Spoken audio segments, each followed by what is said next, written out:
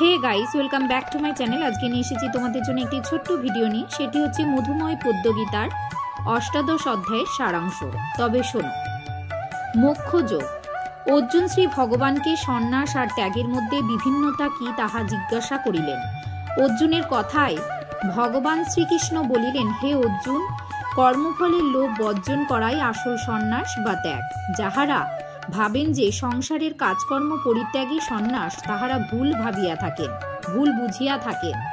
দেহি মাত্রকেই কর্তব্য পালন করিতে হয় এবং ভক্তিপূর্বক নিষ্ঠা সহকারে সেই কর্তব্য সমাধান করাই হচ্ছে শ্রেষ্ঠ ধর্ম। কিন্তু ইহাও মনে রাখিতে হইবে যে আসক্তহীন হইয়া কর্মফলের আশা ত্যাগ করিয়া নিজের কর্তব্য পালন করিয়া যাইতে হইবে। নির্লিপ্তভাবে যে কর্ম করে সে কর্মবন্ধনে আবদ্ধ হয় না। নিজের নির্দিষ্ট কর্ম করাই ভগবানের উপাসনা এবং ইহাই নিজ ধর্ম পালন। পরধর্ম যতই উৎকৃষ্ট হোক না কেন, তাহাতে লিপ্ত হওয়া কর্তব্য নয়। নিজ ধর্ম দোষযুক্ত হইলেও তাহা বর্জন করা কখনো শ্রেয় নয়। পৃথিবীতে এমন কোনো কর্ম নাই যে সেই কর্ম দোষহীন। সুতরাং ভগবানের সকল কর্মের ফল অর্পণ করিয়া আসক্তহীন হইয়া কাজ করিয়া যাইতে হইবে।